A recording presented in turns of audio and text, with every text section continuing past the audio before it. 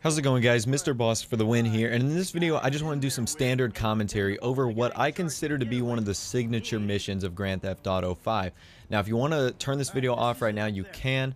There aren't really major plot spoilers. It's just a really exciting mission that I loved playing. It's one of the signature missions in this game. Now, your objective is to steal a lot of money from this jewelry store. Now, your plan is to do the smart thing, which is pretend that you are a pest company fixing some of the ventilation, or your cover is a pest company so that you can work on the ventilation and you can throw this chemical into this jewelry store's air system, knocking out everyone inside the store. So we were just playing as Michael, now we're playing as Franklin, and Franklin's job is to climb to the top of this roof. And once he's up there, his objective is to basically put this canister of chemicals into the air vent so he can put everyone to sleep. Now, that was one of my options. One of the other options in this game was to go in, as they call it, loud and dumb, which would have been to go guns a-blazing through the front of the door and just blasting off the glass and trying to take off everyone as you could, taking out all the people, taking all the jewelry. But that would have been a little more high risk because you would have had to involve the cops and everything. So the smart way takes a little bit more planning. Like I said, we had to get the chemicals, we had to get the bug truck, we had to set up everyone. And what's cool about these heists is you have to plan people to do it with you. You know, it's just not Michael and Franklin. You know, there's other people that are involved as well. So, and you can choose the degree of speciality in these people. Like, let's say you wanted a really smart hacker. Well, they would require more money because they're more specialized. So what I did in this situation was I got a really smart hacker that allowed me over 60 seconds in the jewelry store, allowing me to basically pick up as many jewels as possible.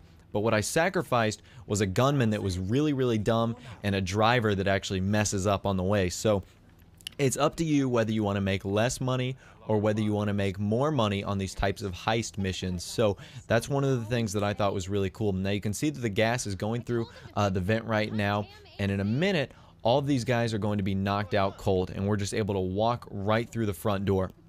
And this is when it gets exciting, because this is actually the start of this mission. Now, as soon as you walk in the front door, you're going to be on a timer. You know, you don't have all day to do what you need to do inside. You can see the alarm is on 30 seconds or 60 seconds, a little bit over. And basically, your objective is just to hit the B button or whatever back button you want, and you can just take as much jewelry as you can. Now, the other guys are going to take it with you, so you don't feel like you have to get every green dot on the screen. You're probably going to get about a third of them. Maybe the other guys are going to get some as well. Just look for the glass shelves that haven't been broken yet. You're going to take all the rings and jewelry and really just stuff them in your back pocket. There's no like special cases or ones that have more value over the other. But your objective is definitely to take as much money as you can.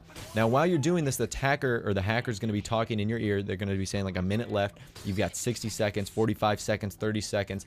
And like I said, your objective is to just get as much money as you can before that time runs out. That's why I really love the idea of having a really smart hacker that could keep the alarm off for a little over 60 seconds. Because you can see, we got all this jewelry out of here, upwards of $4 million in, you know, maybe like 45 seconds.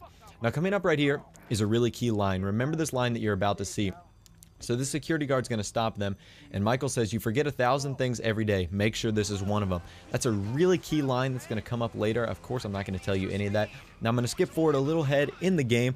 This is part of the getaway mission. Obviously, the cops were called once the alarm was triggered, and you automatically have a 4-star wanted level. Now, your objective is to run through the sewers and the pipelines of Los Santos, trying to get away with as much money as you can. You see the money is on your back, and you also want to protect the driver in front of you, because if he dies, you lose his take of the money. Now, you want to be careful, because if he does get shot off, you can actually grab the money bag while you're on the bike, and if you forget it, you're going to lose about, I'd say about $1.5 million, which is a huge cut of your share taken out, and you guys definitely don't want that. So once you reach the bridge, Michael is going to call you, and he's going to say that he is in trouble because you, Franklin, took off without Michael because you wanted to split up. It would have been safer that way. This is when the truck guy comes in play, because if you have a smart truck driver, you're going to be able to have less damage as you get outside here, and you're less likely to die. You can see my green health bar has already gone down a little bit, and that's because I've been shot as well. another cause of me not choosing the best driver in this situation. Now, another thing that the lack of a good driver did was we got these speed bikes in a tunnel full of mud. So now you see the great dynamic of Grand Theft Auto 5. We're shifting over to Michael, who is in this truck, and his job is to take out all the cops that are following you right now. Now, basically ramming any of these police cars will render them useless. And basically all you have to do is keep them off of the two bikers right there. Now, what I didn't know during this was that you could cross over the shallow water. I just saw the cop cars doing it right now, and I said, hey, I should be able to do that. So basically all you have to do is be able to protect the two motorcycles. Those are the guys with the money, so they are the most important. Again, you don't want one of them or even both of them to get shot, because if that is the case, you're going to lose a giant stake of your money. So there was a mission like this in Grand Theft Auto 4 where you actually robbed a bank and you tried to get away through the subway system. It was my most favorite mission in the game because of the high intensity, fast-paced action that it allowed you to have. And right here you can see we just lost the cops, and it was such an adrenaline rush, and that's what this is right here, except the money is that much sweeter. I'm not going to spoil the amount you make, and it does take a while for the money to develop. Unlike Grand Theft Auto 4, you don't just say, hey, let me stick this money in my back pocket. No, there's more of a process to getting you your cash in this game for certain bank heists like this. But heist missions in Grand Theft Auto 5 are more important than ever because the payout is so high. However, there is a little bit of planning that takes place, especially if you want to do it the smart way. The loud, dumb, and risky way doesn't take that long to do, but is extremely hard to complete on your own, and you're definitely going to need a little bit of luck on your side to do well. But if you do want to do like the planning way, it just takes some time. You have to gather materials, resources, people, and you just have to, you know, have the right situation come up where you want to balance your funds. You know, do you want good people to work with you, or do you want to take off with all the money? So those are some things you're going to have to think about as you plan your heist missions in Grand Theft Auto 5. All I can say, it was worth it. It was a great adrenaline rush, and I had an awesome time doing this mission. So anyways, guys, if you did enjoy this video, this kind of overlook of this mission, I would definitely encourage you guys to leave a like, and most importantly, subscribe to this channel. I'm going to be doing Grand Theft Auto 5 videos on the daily. Like I said, guys, take care, and of course, I'll see you guys in the next video.